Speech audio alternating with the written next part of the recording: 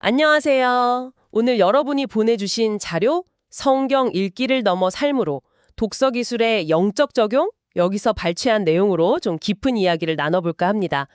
혹시 성경 매일 읽으시는데, 돌아서면 뭘 읽었는지 잘 기억 안 나거나? 그럴 때 없으셨어요? 아니면 그냥 의무감처럼 느껴질 때도 있고요. 아마 공감하시는 분들 꽤 계실 거예요. 네, 그런 경험들 있죠. 오늘 살펴볼 자료가 바로 그 부분을 다루고 있어요. 성경을 그냥 눈으로만 읽는 거, 그걸 넘어서 어떻게 하면 말씀을 더 깊게 이해하고 또 내 삶으로 가져올 수 있을까? 여기에 대한 해답으로 독서 기술을 이야기하더라고요. 네, 맞습니다. 요즘 정보가 정말 많잖아요. 이런 시대에 우리가 성경을 어떻게 대해야 할지 그 방법을 좀 같이 탐구해 보자는 거죠. 자세히 한번 볼까요? 네, 아주 흥미로운 접근이라고 생각해요. 그러니까 우리가 평소에 그냥 읽던 방식이 오히려 성경의 그 깊은 의미를 놓치게 할 수도 있다. 이런 문제의식에서 시작하거든요. 그래서 이 자료가 묻는 거죠. 오늘날 우리가 성경 읽는 걸 방해하는 게 구체적으로 뭘까? 그리고 이걸 넘어설 실제적인 방법은 없을까? 하고요. 네, 자료를 보니까 현대인이 성경 읽기 어려워하는 이유로 한 3가지 정도를 꼽더라고요. 첫 번째가 피상적 읽기 습관이라고 해요. 우리가 디지털 기기에 익숙해지면서 핵심만 빨리 훑어보는 거 있잖아요. 스캐닝. 아, 네네. 그렇게 읽다 보니까 성경 본문 안에 있는 그 미묘한 연결이나 전체적인 흐름 같은 걸 놓치기가 쉽다는 거죠. 그렇죠. 빨리빨리 넘어가니까요. 두 번째는 주의력 분산. 이것도 참 공감이 많이 됐는데 집중 시간이 점점 짧아지고 또 스마트폰 알림 같은 거요. 아, 맞아요. 계속 울리죠. 배경 지식 없이 그냥 지금 내 관점으로만 보려고 할 때 오해가 생길 수 있다는 거. 사도행전에 에티오피아 내시의 이야기가 나오잖아요. 지도해주는 사람이 없으니 어찌 깨달을 수 있느냐. 딱 그 예시더라고요. 네, 바로 그 지점입니다. 이런 문제들 때문에 이 자료에서는 좀 체계적인 독서 기술, 특히 SQ3R이라는 방법을 성경 읽기 한번 적용해보자 이렇게 제안하는 거죠. 근데 여기서 중요한 건 이게 그냥 공부 잘하는 기술 이런 차원이 아니고요. 말씀을 좀 구조적으로 이해하고 삶에 적용하도록 돕는 일종의 영적인 도구가 될 수 있다는 거예요. SQ3R. 저도 들어본 것 같은데 구체적으로 어떤 단계들인가요? 네, 이게 총 5단계인데요. 첫 번째 S는 survey, 우리말로 하면 개관 정도가 되겠네요.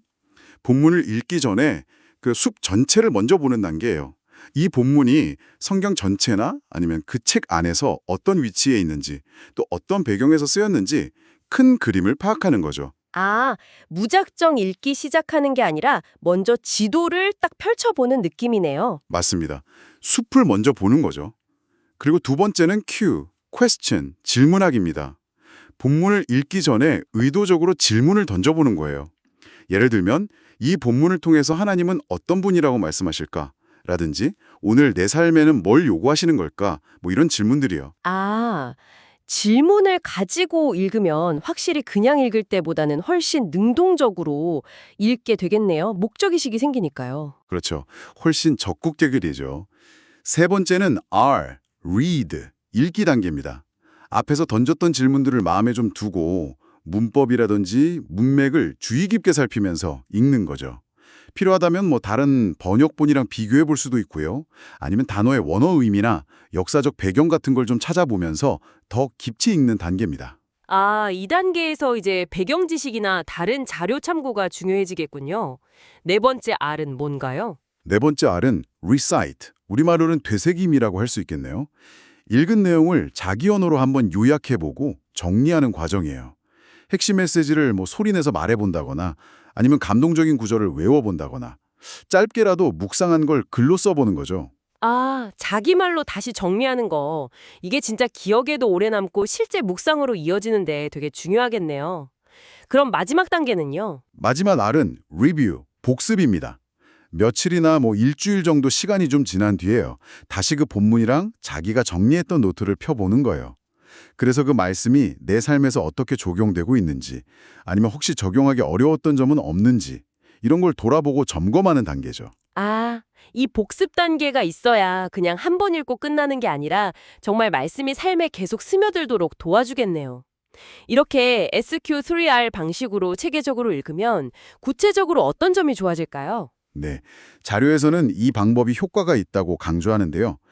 말씀이 그냥 머리로만 하는 지식으로 남는 게 아니라 정말 가슴으로 내려와서 실제 삶을 바꾸는 경험으로 이어진다는 거죠. 개인 묵상뿐만 아니라 설교 준비나 성경 공부 인도할 때도 그 질이 달라질 수 있다고 하고요. 디모데후서 3장 말씀처럼 성경을 통해서 하나님의 사람으로 온전하게 되고 모든 선한 일을 해낼 능력을 갖추게 되는 그런 과정이라는 거예요. 사람으로 변화될 수 있는 가능성을 보여주는 거네요. 네, 맞습니다. 결국 핵심은 이거 같아요. 성경 읽기에 SQ3일 같은 독서 기술, 어떤 방법을 적용하는 게 단순히 기술 배우는 걸 넘어서요. 정보가 넘쳐나는 시대에 말씀의 깊이를 놓치지 않고 우리가 영적으로 성장하기 위한 구체적인 어떤 훈련, 도구가 될 수 있다는 거죠. 네, 피상적인 읽기 습관을 넘어서려는 그런 의식적인 노력이 중요하다. 이런 메시지인 것 같습니다. 오늘 나눈 이야기가 여러분의 성경 읽기에 조금이나마 도움이 되었으면 좋겠습니다. 읽는 양에 너무 집중하기보다는 오늘 소개된 SQ3R 방법 중에서 딱 한 단계라도 괜찮으니까요. 다음번 성경 읽으실 때 한번 의식적으로 시도해 보시면 어떨까요? 네, 좋은 제안이네요. 예를 들어서 내일 성경 펴시기 전에 그냥 딱 한 가지 질문이라도 먼저 던져보는 거죠. 그 작은 시도가 여러분과 말씀 사이의 관계에 어떤 새로운 변화를 가져올지 한번 생각해 보시면 좋겠습니다.